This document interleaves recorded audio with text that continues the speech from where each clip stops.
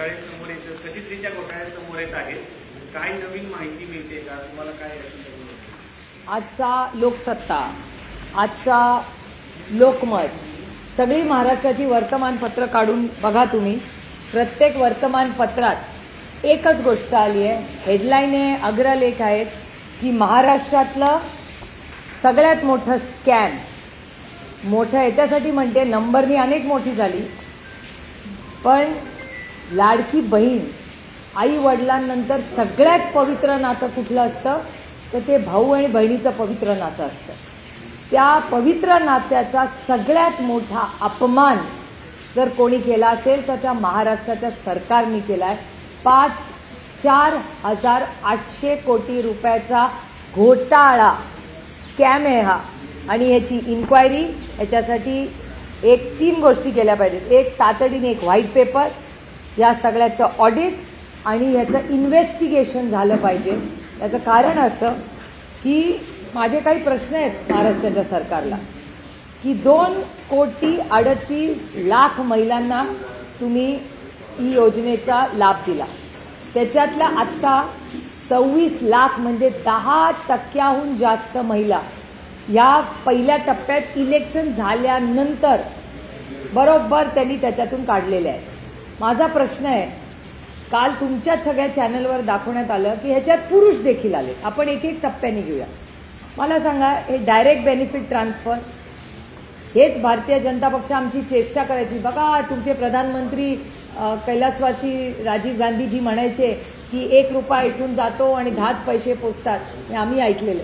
त्याच्यानंतर जेव्हा मनमोहन सिंग साहेबांचं सरकार आलं तेव्हा डायरेक्ट बेनिफिट ट्रान्सफरचं पहिली योजना कोणी सुरू केली तर ती प्रधानमंत्री कैलासवासी मनमोहन सिंग साहेबांनी केली. त्याच्यानंतर अर्थातच ती भारतीय जनता पक्षाने यशस्वीपणे एनडीए सरकारने केली, हेही मी मान्य करते. पण ह्या पार्श्वभूमीवर जर डायरेक्ट बेनिफिट ट्रान्सफर जे डायरेक्ट पैसे जातात ते पुरुषांच्या अकाउंटमध्ये कसे गेले, मग बँक डिपार्टमेंट कसं हे केलं, हा प्रश्नाचं उत्तर द्यावं लागेल. डायरेक्ट बेनिफिट ट्रान्सफर 100% पैसे दुसऱ्यांनीच नेले ना, म्हणजे मग जर अकाउंट पुरुषाचं होतं मग महिलांचे पैसे पुरुषांच्या अकाउंटमध्ये गेलेच कसे? आणि तुम्हाला सांगते, जेव्हा लाडकी बहीण योजनेचे जे सांगतायत आधार कार्ड द्यावं लागतं, बँकचे डिटेल्स द्यावे लागतात, प्रूफ द्यावं लागतं, मग हे सगळं प्रूफ देताना मग हे चुकीच्या ठिकाणी गेलंच कसं? हा दुसरा. तिसरा मुद्दा, आपल्या सगळ्यांची मुलं फॉर्म भरतात शाळेचा, 0.1% मार्क नाही मिळाला तर तो फॉर्म रिजेक्ट होतो. विम्याचा योजना, शेतकरी विम्यासाठी फॉर्म भरतो तो रिजेक्ट होतो. स्कॉलरशिपसाठी मुलं फॉर्म भरतात तो रिजेक्ट होतो. मग लाडकी बहीण योजनेमध्ये पुरुषांनी आणि जे त्यांच्या सगळ्या रिक्वायरमेंटमध्ये बसत नाहीत असे पण फॉर्म मग त्या सिस्टीमनी रिजेक्ट कसे नाही केले? मग ही सिस्टम, ही तंत्रज्ञान कुठलं काढलं? डिजिटल इंडिया होतं ना. मग डिजिटल इंडियाच्या तंत्रज्ञानामध्ये विम्यात शेतकऱ्याला रिजेक्शन होतं, महिलांना मुलांना ॲडमिशनमध्ये रिजेक्ट मुलं होतात. त्याच्यानंतर जेव्हा तुम्ही डॉक्टरकडे जाता, ती कुठली योजना महाराष्ट्र सरकारची, त्याच्यात आयुष्यमान, त्या आयुष्यमानमध्येही त्याच्यात लोक रिजेक्ट होतात. म्हणजे आरोग्याला रिजेक्ट, शिक्षणाला रिजेक्ट, त्याच्यानंतर विमाला रिजेक्ट. मग लाडकी बहीण योजना इलेक्शनच्या बरोबर 3 महिने आधी कशी काय लाडकी बहीण योजनेने आत्ता जे रिजेक्ट केले त्यांना आधी रिजेक्ट केलं नाही? हे स्कॅम नाही तर काय? त्याच्यानंतर 3 महत्वाच्या स्कीम्स आहेत, शिक्षण, आरोग्य आणि महिलांच्या आधी स्कीम. या तिन्हीला कट, याचे नंबर्स माझ्याकडे आहेत, मी तुम्हाला देऊ शकते. म्हणजे आरोग्य, शिक्षण आणि महिलांच्याच बाकीच्या स्कीम, या सगळ्या स्कीमला कट दिला आहे. महाराष्ट्र सरकारने स्वतः कबूल केलं, जे तुमच्या सगळ्या चॅनल्सनी दाखवलं की हे लाडकी बहीण योजनेमुळे जो लोड आला त्याच्यामुळे आम्ही हे कट केले. जे मी म्हणत नाही आहे, सरकारची कबुली आहे. त्यानंतर शेतकरी, शिक्षक, कॉन्ट्रॅक्टर तिघांच्या आत्महत्या गेल्या काही महिन्यात झाल्या. मकरंद आबा पाटलांनी असेंब्लीमध्ये महाराष्ट्राच्या कबूल केलंय की दर 3 तासाला जानेवारी, फेब्रुवारी आणि मार्च, म्हणजे फक्त 2025चं मी सांगते, जानेवारी, फेब्रुवारी आणि मार्च 3 महिन्यामध्ये 750 शेतकऱ्यांच्या आत्महत्या झाल्या 3 महिन्यात. म्हणजे हिशोब काढला तर दर 3 तासाला महाराष्ट्रात 1 शेतकऱ्याची आत्महत्या होते. विचार करा तुम्ही. आणि कर्जमाफी करण्यात झाली नाही. आता या सगळ्या परिस्थितीत हा सगळा या लाडक्या बहीण योजनेचा लेखाजोखा बहिणींना पैसे दिले, आनंद आहे, मी त्या स्कीमचं स्वागत करते. पण त्याच्यात जर भ्रष्टाचार होणार असेल, आणि तो छोटा मोठा नाहीये, 4,800 कोटी रुपयाचा स्कॅम भ्रष्टाचार या स्कीममध्ये झाला. या पहिल्या टप्प्यातला आहे. अजून किती नावं करतील, आता हे इलेक्शन आल्यावर आणि काय या स्कीमचं होईल याचं उत्तर माझ्याकडे नाही. पण महाराष्ट्राची आर्थिक परिस्थिती ही गंभीर आहे, हे मी एकटी म्हणत नाहीये. राज्यातले अनेक मंत्र्यांच्या स्टेटमेंट्स तुमच्या सगळ्या मीडियामध्ये आलेले आहेत आणि सरकार कबूल करते आणि data speaks louder than words. म्हणजे डेटाच सांगतोय ना आपल्याला. त्याच्यामुळे मी विनंती करते महाराष्ट्र सरकारला की याच्यावर SIT बसवा. आणि मला प्रश्न पडतोय की ज्यांनी फॉर्म भरून कोणी घेतले आणि कसे घेतले, आणि हे 26 लाख फॉर्म पहिल्या टप्प्यात रिजेक्ट कसे नाही झाले. मग कुठलं सॉफ्टवेअर होतं, कुठली स्कीम होती, स्कीमचा हे सॉफ्टवेअरपासूनच घोटाळा आहे ना. हा काय छोटा मोठा घोटाळा नाहीये. आणि हा घोटाळ्याचं उत्तर सरकारला द्यावं लागेल. हे पूर्ण सरकार त्याला जबाबदार आहे. आणि त्यांचंच म्हणणं आहे की हे सगळ्यात चांगलं चालणारं डिपार्टमेंट आहे. तर महाराष्ट्र सरकार म्हणतंय की त्यांचं महिलांचं डिपार्टमेंट हे सगळ्यात चांगलं चालतं आणि त्याच्यातच 4,800 कोटी रुपयाचा जर घोटाळा निघत असेल आणि चुकीच्या पद्धतीने ही कामं झाली असतील तर त्याला जबाबदार महाराष्ट्रात संपूर्ण सरकार आहे. आणि ह्याचं उत्तर महाराष्ट्राच्या माननीय मुख्यमंत्र्यांना द्यावंच लागेल. त्यांच्या मंत्री होत्या त्यावेळी फॉर्म भरून घेण्यात आले. पुन्हा एकदा त्यांना त्याच खात्याचं मंत्री केलेलं आहे आणि त्याच खात्यामध्ये हा कथितरित्या मोठा घोटाळा आकडेवारीनुसार आपल्याला पाहायला मिळतोय. काही कारवाई एक तर माझं म्हणणं आहे अदिती तटकरे या एक युवा नेत्या आहेत, त्यातून एक महिला आहे.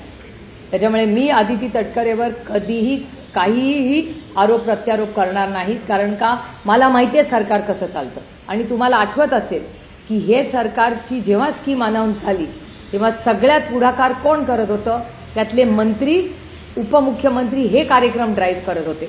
त्याच्यामुळे एक महिलेवर मी आरोप करणार नाही. मी त्या महिलेला त्याच्यासाठी जबाबदार ठरणार नाही. तो सरकारचा प्रोग्राम आहे. सरकारची इन्क्वायरी झाली पाहिजे आणि सरकारने त्याचं उत्तर दिलं पाहिजे. आता पुरुषांनी याची जबाबदारी घेतली पाहिजे.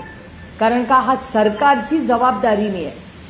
बघा, तुम्हाला मोठं पद हवं असतं ना किंवा लिडरशिप हवी असते ना, तेव्हा लिडरशिपनी अशा वेळीच आपल्या मंत्र्यांचं पारदर्शकपणे, ती चूक आपल्याकडून झाली असेल तर आपल्या युवा मंत्र्यावर ढकलायचं नाही. त्याची जबाबदारी तिथल्या मोठ्या मंत्र्यांनी, जे प्रशासनात आहेत, ज्यांनी निर्णय घेतला त्या कॅबिनेटची त्याची जबाबदारी आहे.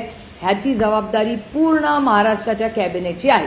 कारण का हा घोटाळा त्या कॅबिनेटनी अप्रूव्ह केलेला आहे. यामध्ये केंद्रीय तपास यंत्रणांकडून पण तपास व्हावा. नाही, पहिली मला असं वाटतं हा राज्यातला विषय आहे. राज्यांनी पहिलं आम्हाला व्हाईट पेपर, ऑडिट आणि इन्व्हेस्टिगेशन याची कमिटमेंट द्यावी आणि ते पारदर्शकपणे झालं पाहिजे. 4,800 कोटी रुपयाचा हा स्कॅम आहे. त्यामुळे हे पहिलं आम्हाला उत्तर दिलं. आणि समजा महाराष्ट्र सरकारने सहकार्य नाही केलं तर मी केंद्र सरकारकडे पार्लमेंटमध्ये हा इश्यू रेज करतो.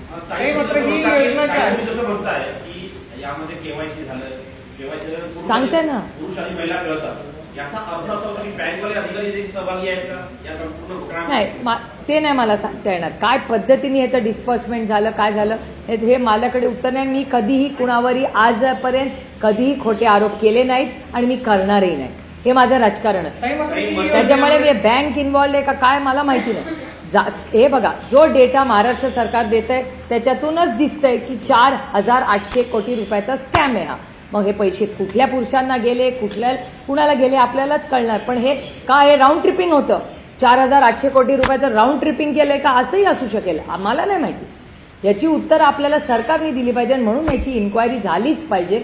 आणि मी याच्यात सातत्याने महाराष्ट्र सरकारच्या कष्ट करणाऱ्यांचे पैसे या सरकारने अशा कुणाला दिलेत याची माहिती आपल्याला आलीच पाहिजे. याचं ऑडिट झालं पाहिजे. आणि ज्याची कोणीची चूक असेल किंवा ज्याची फायनल सही असेल या अप्रुव्हलसाठी त्याला शिक्षा झालीच पाहिजे. हा मताची एकीकडे कॉन्ट्रॅक्टरला काही कोटी रुपये म्हणून आत्महत्या करावी लागते आणि त्या पैशातून मतं घेण्यासाठी या सगळ्या गोष्टीकडे सुरुवातीला दुर्लक्ष करण्यात आलं का? तुमच्या प्रश्नातच माझं उत्तर आहे. लोकसभेनंतरच ही स्कीम आली ना. यांना आधी लोकसभेच्या आधी बहिणी लाडक्या नव्हत्या, लोकसभेनंतर बहिणी लाडक्या झाल्या. आणि स्वतःच कबूल केलंय महाराष्ट्रातल्या अनेक मंत्र्यांनी तुमच्याच चॅनलवर की लाडक्या बहिणीमुळे आम्ही तरलो. हा व्हिडिओ तुमच्या चॅनलवर मी पाहिलाय. मला कसं कळणार जगात देशात काय चाललंय? तुम्ही दाखवता म्हणून आम्हाला कळतं ना. या इथे हा मंत्री हे बोलले, ते मंत्री ते बोलले. त्याच्यामुळे लाडक्या बहिणीच्या मतामुळे आम्ही तरलो हे मी म्हणत नाहीये. आत्ताच्या महाराष्ट्र सरकारमधले मंत्री म्हणले, असे अनेक मंत्री म्हणलेत, एक नाही. काही मात्र एक काही कॉन्ट्रॅक्टरचे काही कोटी रुपये द्यायला नाहीत म्हणून कॉन्ट्रॅक्टर आत्महत्या करतात. तुम्ही आकडा जो सांगता तो 4800 कोटीचा आहे. हा पहिल्या टप्प्यातला आहे. पहिल्या अजून टप्प्यात. किती येईल माहिती नाही. आता हे जर या इलेक्शन आणखीन झाली जिल्हा परिषद त्याच्यानंतर अजूनही वाढेल. स्कीम बंदही करतील. Who knows. या सरकारचं काय सांगता येतंय? मला सांगा शेतकऱ्यांच्या काय परिस्थिती. म्हणले होते की नाही 7-12 कोरा करीन, सर सकट कर्जमाफी करीन म्हणले होते की नाही इलेक्शनमध्ये. झालं का? नाही झालं. आणि अगो बघा ना, आरोग्य आणि शिक्षण किती महत्वाच्या गोष्टी आहेत. त्याला दोन्हीला कट दिलाय या सरकारने. रस्त्यात मंत्री म्हणताय तुमच्या पण चॅनलवर सत्तेतले मंत्री म्हणले आम्हाला पैसे मिळत नाहीत. मी म्हणत नाहीये आणि मी खोटे नाटे आरोपी कधी केले नाहीत आणि कधी करणारही नाही. काही इलेक्शन पूर्वी स्क्रुटिनी शिवाय फॉर्म ऍक्सेप्ट केले गेले त्यामुळे हे सगळं झालं. असं कुठली गव्हर्नमेंट स्कीम इतिहासामध्ये की ज्या स्क्रुटिनी शिवाय लाभार्थी ठरले? अरे स्क्रुटिनीच करून म्हणून तर फॉर्म आहे ना. आणि त्या फॉर्म मध्ये लिहिलंय ना आधार कार्ड द्या, तुमचं KYC द्या, सगळं आहे ना त्याच्यात. मग फॉर्म भरले कोणी? आणि 4 छोट्या मोठे नाही हो, 4800 कोटी रुपयाचा घोटाळा आहे हा. हे नाहीतर राऊंड ट्रिपिंग पण केलं असेल कोणी. फिरून कुठे गेले पैसे देवालाच ठाऊक. आपल्याला नाही माहिती. कारण का ते म्हणताय ते पुरुषांना दिले. ह्याचं सगळ्याची इन्क्वायरी झाली पाहिजे. याची जबाबदारी नक्की कोणाची आहे? उपमुख्यमंत्री नाही. मी म्हणलं सगळं पूर्ण कॅबिनेट त्याला जबाबदार. सगळी कॅबिनेट जबाबदार. पूर्ण cabinet has to be accountable. Beneficiary सगळे आहेत ना, त्याचा लाभ तुम्ही सगळ्यांनी मिळून घेतला ना, मग जबाबदारी पण सगळ्यांनीच घ्यायला लागेल. एका महिलेला टार्गेट करू नका. मी अदिती तटकरे एक युवा नेतृत्व आहे, ती एका टीम मध्ये काम करते आणि मी आणि अदितीने कधी ना कधी एकत्र काम केलंय. मला माहिती आहे ती एक कर्तृत्ववान मुलगी आहे. त्यामुळे मी अदिती तटकरेवर कधी आणि मी कुठल्याच महिलेवर असे आरोप करणार नाही. कारण का तो निर्णय सगळ्यांनी मिळून घेतलेला आहे, एकटीचा नाहीये तो. एकीकडे कृषी मंत्री म्हणतात ओसारगावची पाटीलकी आहे, मला पैसे नाही द्यायला, आणि इकडे मोठ्या प्रमाणात 4800 कोटी रुपयाचा घोटाळा समोर येतो. हे बघा, एक तर माझी विनंती आहे, आज तुमच्याच चॅनलवर सांगितलं की आज उपमुख्यमंत्री आणि पुण्याचे पालकमंत्री मोठा निर्णय घेणार आहेत. माझी त्यांना हात जोडून विनंती आहे की निर्णय घ्या. जो माणूस महाराष्ट्राच्या सरकारला भिकारी म्हणतो, शेतकऱ्यांना भिकारी म्हणतो, असा माणसांनी महाराष्ट्राच्या सरकारमध्ये असूच नाही. म्हणजे इतके दिवस माननीय मुख्यमंत्र्यांनी आणि दोन्ही उपमुख्यमंत्र्यांनी सहनच कसं केलं. हा अपमान तुमचा आणि माझा फक्त नाहीये, हा महाराष्ट्राच्या सरकारचा अपमान आहे. हा महाराष्ट्रातल्या कष्ट करणाऱ्या शेतकऱ्यांचा अपमान आहे. भिकारी म्हणता तुम्ही त्यांना. आणि तुम्हाला त्यांना कदाचित हे सोपं वाटत असेल, पण तुम्हाला माहिती आहे की कैलासवासी यशवंतराव चव्हाणांनी जेव्हा या महाराष्ट्राचा मंगल कलश आणला, हुतात्म्यांनी एवढं मोठं त्यांचं प्राण बलिदान दिलं, एवढा मोठा त्याग केल्यावर महाराष्ट्र स्थापन झाला. आणि त्या महाराष्ट्राच्या स्वाभिमानी मराठी माणसाला हे भिकारी म्हणतात. कोण समजतात स्वतःला मंत्री आहात म्हणून काही बोलाल? त्यांचा राजीनामा झालाच पाहिजे. आणि पहिली नाहीये, इज अ फ्रिक्वेंट. सातत्याने माणूस चुका कसं करतं. पहिली चूक दुसरी चूक मी समजू शकते. अजितदादांनी तंबी दिली तरी तिसरी चौथी पाचवी चूक होते. चूक ही पहिल्यांदा दुसऱ्यांदा माफ होऊ शकते, एकदाच खरं माफ होऊ शकते. दुसऱ्यांदा तिसऱ्यांदा तो चॉईस असतो आपला. आणि अजितदादांनी वारंवार सांगूनही माणिकराव कोकाटे चुका करतात. त्याचा अर्थ काय काढायचा आम्ही? की महाराष्ट्राचा अपमान केला आणि तुम्ही मंत्री झाले राज्याचे? नाही चलेगा ये सर. एक प्रश्न असा आहे की सगळ्यांना उत्तर देते सगळ्यांना. अरे बस सरकार काय करत होतं? सरकारी महिलांनी फॉर्म समजा भरले, यांनी घेतलेच कसे? रिजेक्ट व्हायला पाहिजे होता ना फॉर्म.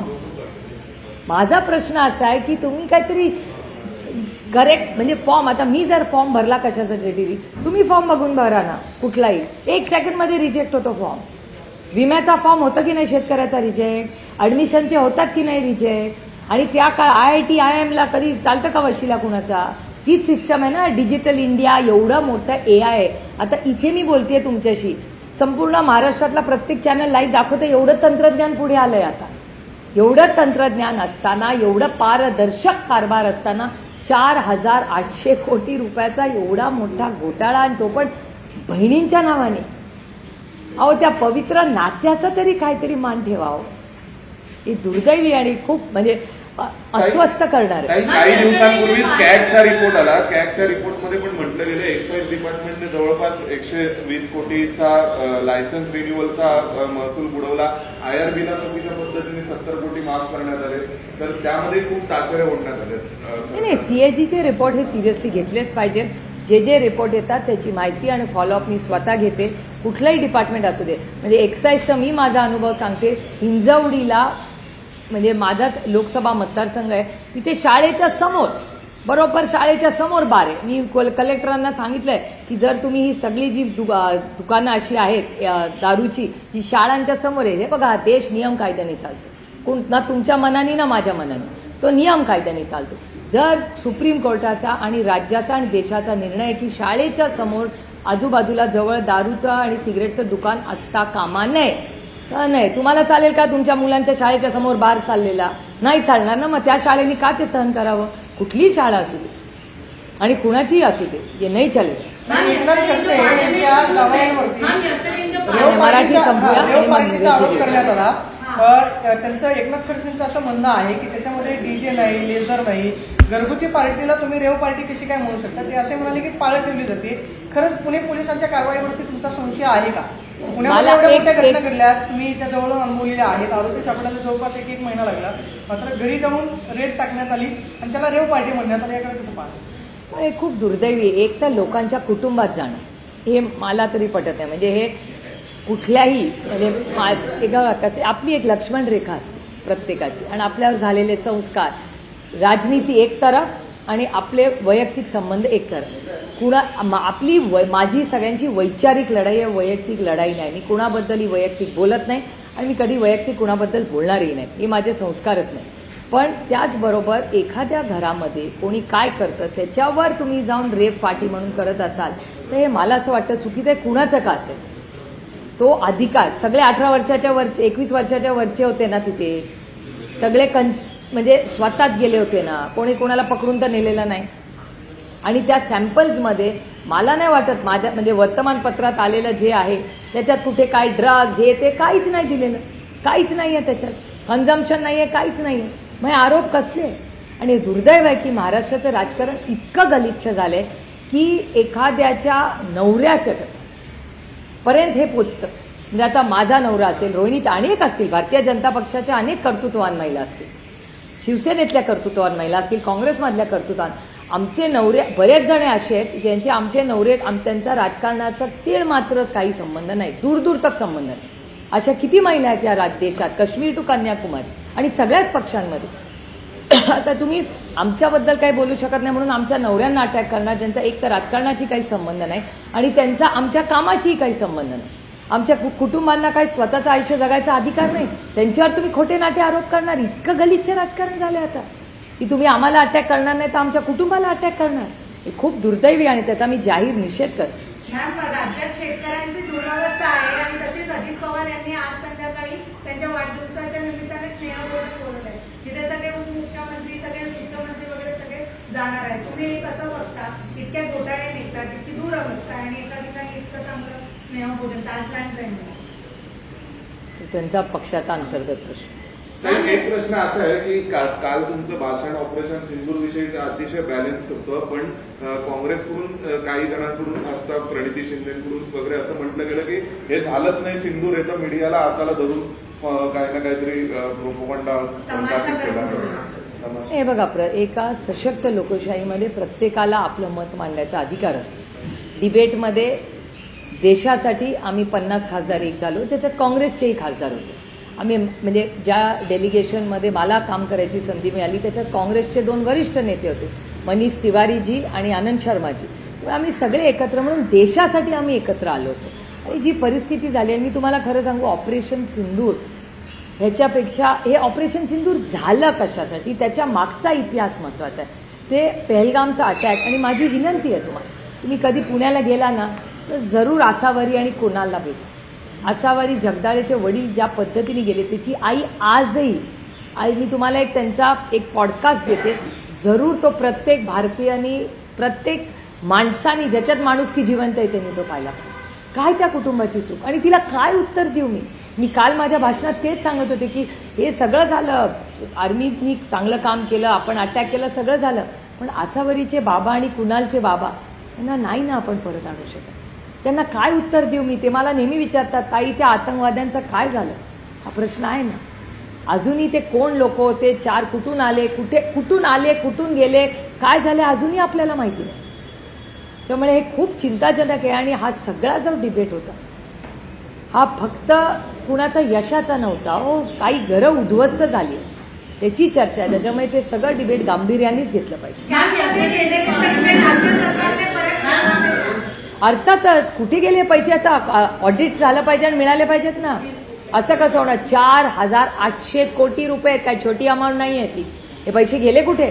आणि मला भीती अशी आहे की हे आत्ता 26 लाख कमी केलेत, त्याच्यानंतर ते अजून पुढच्या स्कीममध्ये आणि केले तर आपल्याला अडचण होईल. म्हणजे मला भीती आहे की इलेक्शन झाल्यावर आणखीन लोक कमी करतील का काय. Yesterday in the parliament you spoke about how Kiran Rijiju called you and also about to appreciate the fact that Prime Minister chose the opposition to spread the global message on Operation Sindoor. इसे कैसे देखते हैं ma'am? नहीं, हम सब ने कहा देश पहला, देश के बाद राज्य, राज्य के बाद पार्टी, पार्टी के बाद फैमिली.